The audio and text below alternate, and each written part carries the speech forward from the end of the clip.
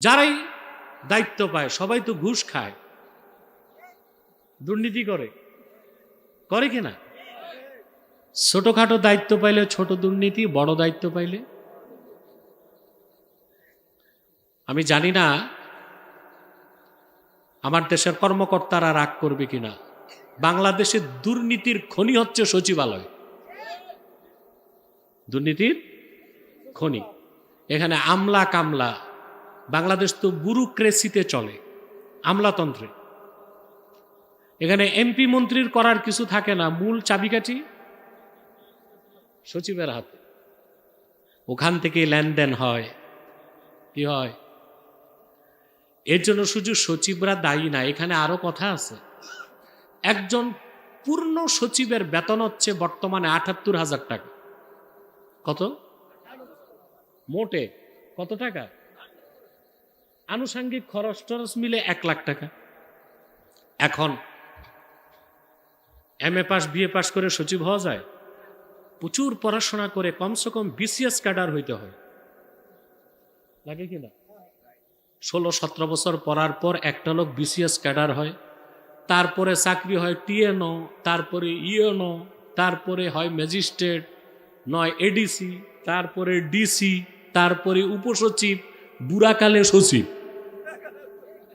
তারপর তার চাকরি নিতে বাবার ১ বিঘা ক্ষেত বিক্রি করতে হয়েছে। তারপর যদি তার বেতন হয় ১,০০,০০০ টাকা, এই লোকটা ঘুষ খাবে না? কথা বলে। রাষ্ট্রের দায়িত্ব হচ্ছে, আমার দৃষ্টিতে এক একজন সচিবের বেতন হওয়া উচিত মাসে ১০,০০,০০০ টাকা। আর আইন থাকবে, সচিব যদি দুর্নীতি করে তার শাস্তি মৃত্যুদণ্ড। ঘুষ থাকবে। এদিকে বেতন দিবেন ১,০০,০০০, দুর্নীতি হবে ১০ কোটি। অতএব দুর্নীতিমুক্ত।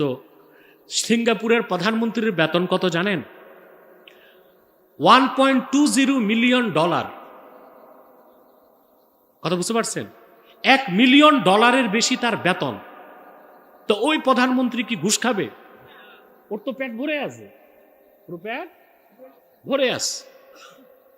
পৃথিবীর স্মার্ট কান্ট্রি যেগুলো, উন্নত রাষ্ট্রগুলোতে কর্মকর্তাদের প্রচুর বেতন হয়। আমাদের দেশে সবচেয়ে ঠকানো হয় প্রাইমারি স্কুলের মাস্টারকে, সবচেয়ে কম বেতন। মাস্টার তখন কি করে? ২ ঘন্টা পরে ৪ ঘন্টা খেতে আল চয়। কথা বলে সত্য? কারণ প্রাইমারি স্কুলের বেতন দিয়ে তো সংসার চলবে না। অথচ পৃথিবীর কল্যাণ রাষ্ট্রগুলোতে প্রাইমারি স্কুলের শিক্ষককে সবচেয়ে বেশি গুরুত্ব দেওয়া হয়। কারণ দেশে প্রেসিডেন্ট হোক, প্রধানমন্ত্রী হোক, সচিব হোক, জজ হোক, ম্যাজিস্ট্রেট হোক, প্রাইমারি স্কুল পার হয়েই তো স্কুলে যায়। তো বেশি বেতন কার হওয়া উচিত?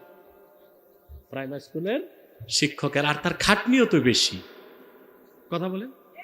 বকরির বাচ্চা যেমন ৩০ দিক দৌড়ায়, প্রাইমারি স্কুলের বাচ্চাগুলো ওই রকমই দৌড়ায়।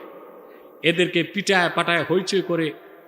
আগে ডাক্তাররা একটা কথা বলতো, প্রাইমারি স্কুলে যে ৩০ বছর চাকরি করছে, ডাক্তার পরীক্ষা ছাড়াই বলতে পারে সে আধা পাগল। সে কি আধা? প্রাইমারি স্কুলের শিক্ষক থাকলে রাগ করেন না, আমি আপনাদের পক্ষেই কথাটা বলছি। তাহলে প্রাইমারি স্কুলের শিক্ষকের বেতন হবে সবচেয়ে বেশি, সম্মান হবে বেশি। আমাদের দেশে তার ২ পয়সার মূল্য নেই। সচিবের বেতন ১,০০,০০০ টাকা, ও ঘুষ খায় ৫০ লাখ টাকা। আগে তাকে তার চাহিদা পূরণ করেন, তারপর কঠোর আইন করেন, দেশে দুর্নীতি থাকবে না। আর সকল অন্যায় থেকে বাঁচার সেফ গার্ড, রক্ষা কবচ হচ্ছে তাকওয়া। সুবহান। মানুষ গুনার কাজ ছেড়ে দিবে, অন্যায় কাজ করবে না। এই জন্য আল্লাহ বলেছেন তাকওয়া হচ্ছে মুমিনের জীবনের সবচেয়ে বড় সম্পদ। না বলতে হবে সম্বল। সুবহান। এই তাকওয়ার মাধ্যমে মানুষ একজন কোয়ালিফাইড মুসলিম হতে পারে। ঈমান আনার পরে একজন মানুষ মুমিন হয়ে যায়, কিন্তু তাকওয়ার মাধ্যমে লোকটি পরিপূর্ণ মুসলিম হয়। সুবহানাল্লাহ। ঈমান আনার মাধ্যমে মুমিন হয়, তাকওয়ার মাধ্যমে মুসলিম হয়। আল্লাহর নির্দেশ কি শুধু মুমিন হব না মুসলিম হব? কোরআন শরীফে আল্লাহ বলেছেন, ইয়া আইয়ুহাল্লাযীনা আমানুত্তাকুল্লাহা হাক্কা তুকাতিহি ওয়া লা তামুতুন্না ইল্লা ওয়া আনতুম মুসলিমুন। আল্লাহ রাব্বুল আলামিন বলেন, হে ঈমানদারগণ, বিশ্বাসীগণ, তোমরা মহান আল্লাহকে যথাযথ ভয় করো আর পরিপূর্ণ মুসলিম না হয়ে মৃত্যুবরণ করো না। আল্লাহ মুসলিম হতে কাফের মুশরিককে বলেছেন না, মুমিনদেরকে? জোরে, আগে ঈমান তারপরে ইসলাম। ঈমান এনে মুমিন, ইসলাম মেনে মুসলিম। আর আপনি ঈমান আনার পর পরিপূর্ণ মুসলিম হতে যে সম্বল লাগবে ওইটার না তাকওয়া। এই যে আমার সাবজেক্টটা বুঝে গেছেন, আমি আনন্দিত। আমল করলে আমিও বাঁচি, আপনারাও বাঁচি, ঠিক কিনা প্রিয় ভাইরা? তাহলে সর্বশ্রেষ্ঠ পাথে হচ্ছে তাকওয়া। এই তাকওয়া যত অর্জন করবেন আপনি আল্লাহর নৈকট্য তত পাবেন। তাকওয়া ছাড়া আল্লাহর ওলি হওয়া। কোরআনে কারীমে আল্লাহ রাব্বুল আলামিন বলেন, আলা ইন্না আউলিয়া আল্লাহি লা খাউফুন আলাইহিম ওয়া লা হুম ইয়াহজানুন। সাবধান জেনে রেখো, নিশ্চয়ই যারা আল্লাহর ওয়ালি তাদের কোনো ভয় নাই, তাদের কোনো চিন্তা নাই। দুনিয়াতেও ভয় নাই, আখেরাতে চিন্তা নাই। দুনিয়াতে ভয় নাই, আখেরাতে চিন্তা নেই। মুমিন ভয় পায় না। আপনাদের একটা দৃষ্টান্ত দিই, যত ভয় কাফেরের মধ্যে, মুমিন ভয় পায় না। কারণ মুমিন জানে মৃত্যুর পরে আল্লাহর সাথে আমার সাক্ষাৎ। তো মুমিন ভয় পায়? কাফের ও তো পরকাল বিশ্বাস করে না, ও তো ভয় পায় যে গেলেই তো ধরা। আপনারা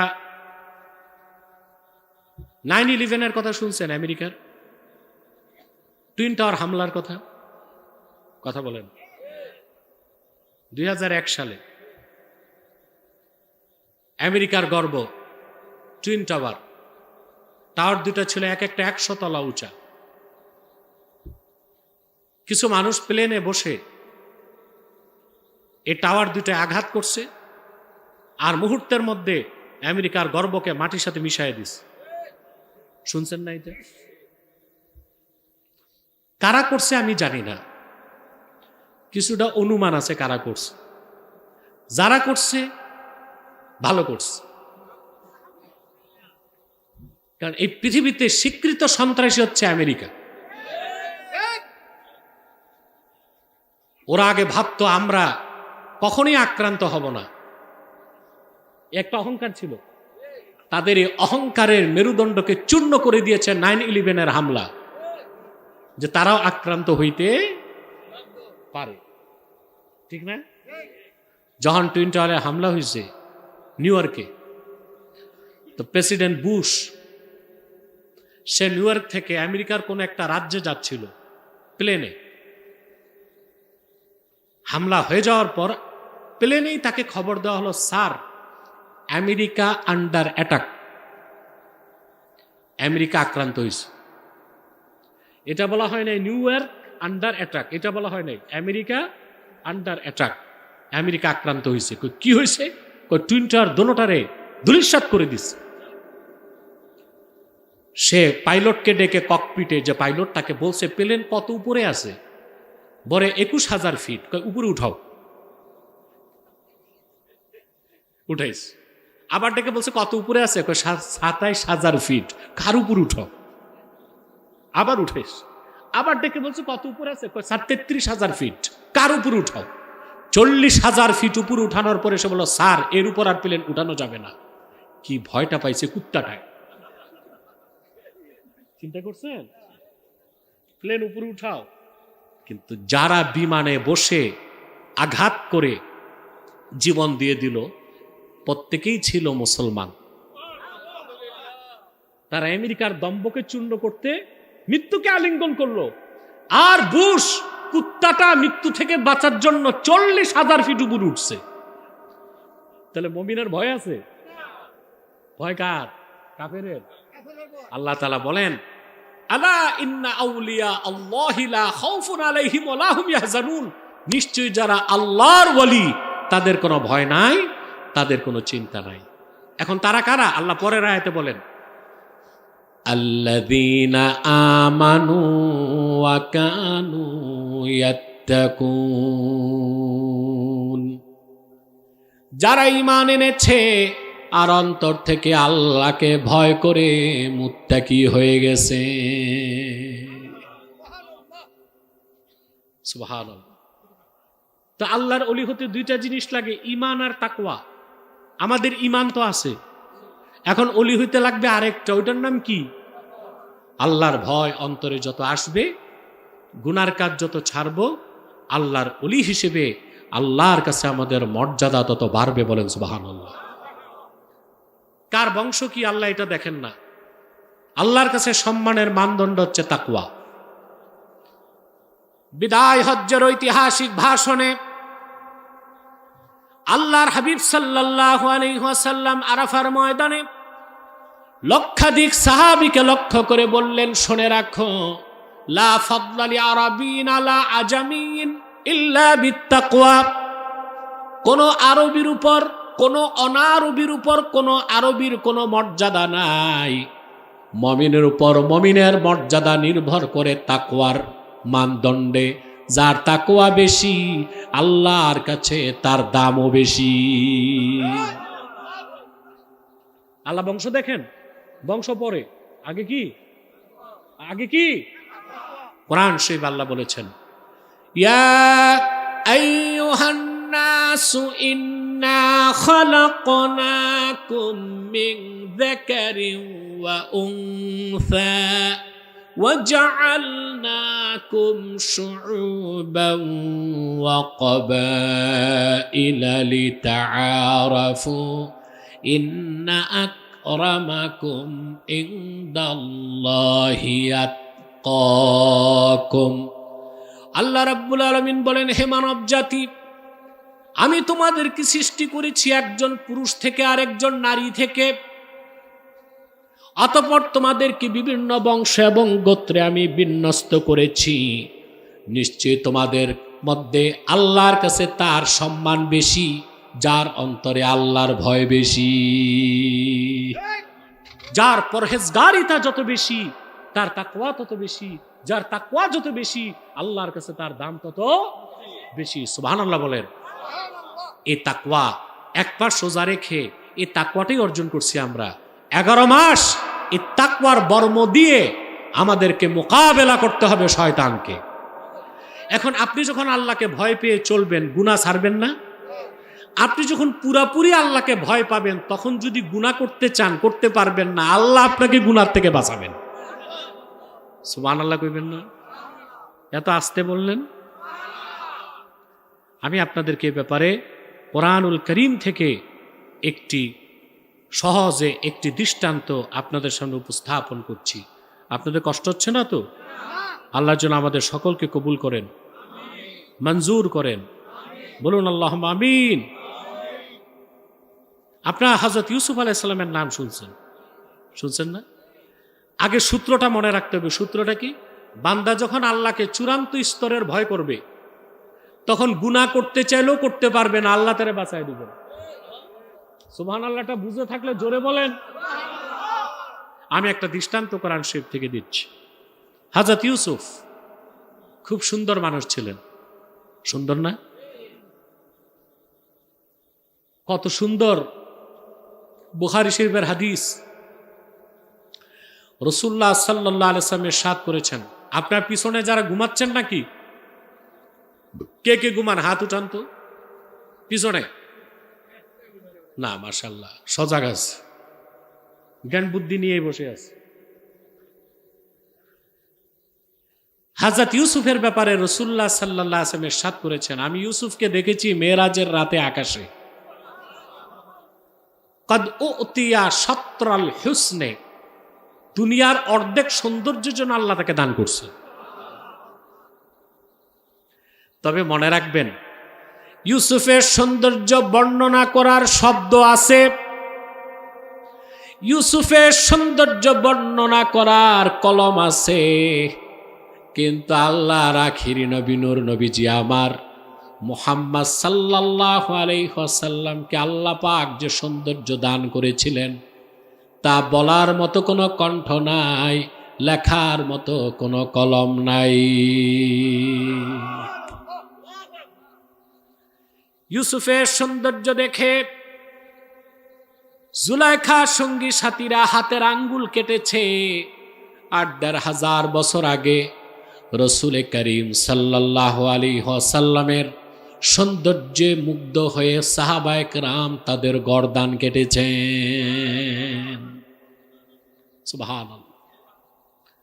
হযরত ইউসুফও সুন্দর ছিলেন, তার সৌন্দর্যে মুগ্ধ হয়ে তার জন্য পাগল হয়ে গেছে জুলাইখা, এটা তো জানেন। এবার যে বিষয়টি আমি বুঝাবো তা বলছি।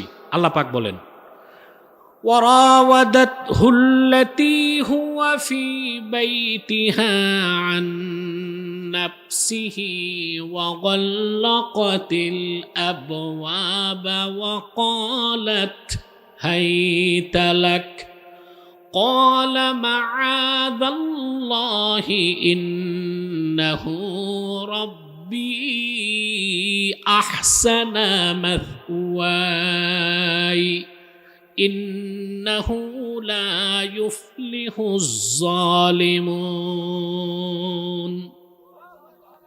আল্লাহ বলেন, ইউসুফ যে ঘরে থাকতো ওই ঘরে এক মেয়ে ছিল, মেয়েটার নাম জুলাইখা। তার স্বামী ছিল মিশরের অর্থমন্ত্রী।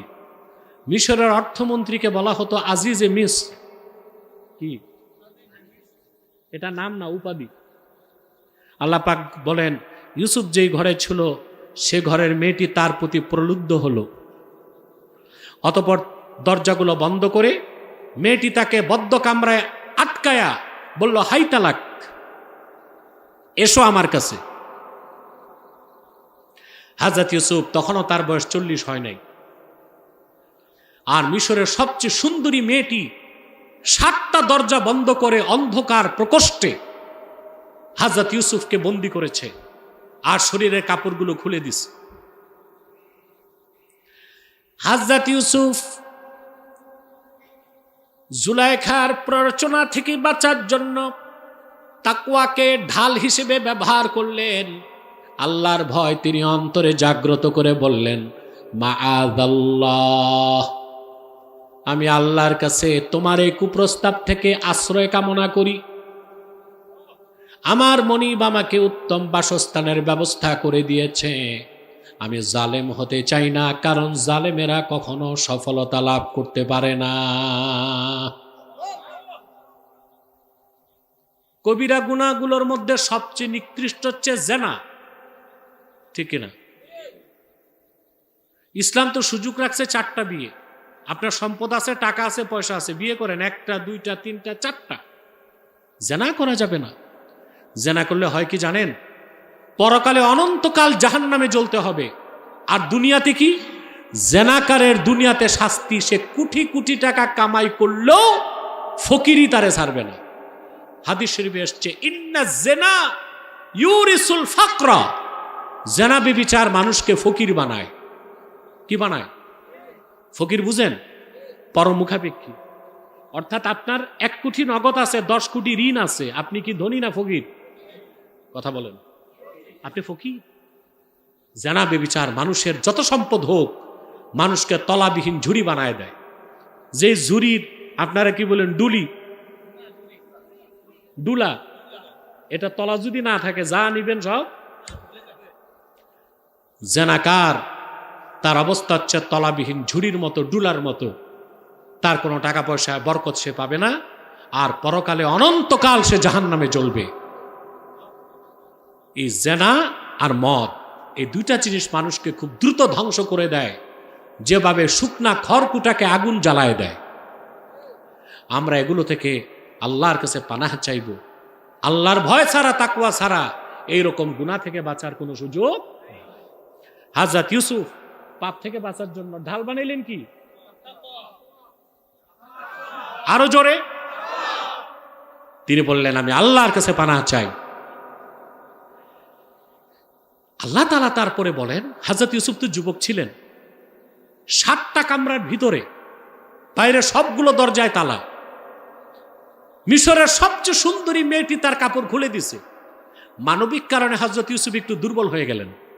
একটু আল্লাহ পাক বলেন, ওয়ালাকাদ হাম্মাত বিহি ওয়া হাম্মা বিহা লাউলা আরআ বুরহানা রাব্বিহি كذلك لنصرف عنه السوء والفحشاء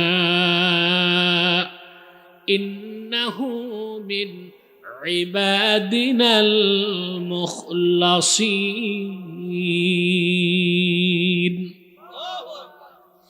আল্লাহ পাক বলেন, জুলাইখা তার উদ্দেশ্য সফল করার জন্য চূড়ান্ত ইচ্ছা পোষণ করল। ইউসুফ দুর্বল হয়ে গেল। সেও ইচ্ছে করেই ফেলেছিল, যদি না সে তার রবের নিদর্শন না দেখত। ইউসুফকে বাঁচাইছেন কে? সুবহানাল্লাহ। আল্লাহ তার সামনে নিদর্শন তুলে ধরছেন। কি নিদর্শন? 3টা বর্ণনা তাফসীরে আসছে। কয়টা বর্ণনা? একটা বর্ণনা, হযরত ইউসুফ দেখেন, আল্লাহু আকবার, হযরত ইউসুফ দেখেন তিনি যখন দুর্বল হয়ে গেলেন, দেখেন তার বাবা ইয়াকুব দাঁড়ায় আছেন, জিহ্বার মধ্যে দাঁত দিয়া কামড় দিয়া তর্জনী আঙ্গুলি উঁচু করে বলতেছেন, ইউসুফ রে, সামনে বাড়িস না। এটাকে তাসাউফের ভাষায় বলা হয় ইস্তেমদাদে রুহানি। ইউসুফ ছিলেন মিশরে, বাবা ইয়াকুব ছিলেন কেনানে, কিন্তু দেখেন বাবা দাঁড়ায় বলতেছেন জিহ্বায় কামড় দিয়া তর্জনী আঙ্গুল উঁচু করে, ইউসুফ রে, সামনে বাড়িস না, পিছে যা। অবাক হবেন মুসলমান,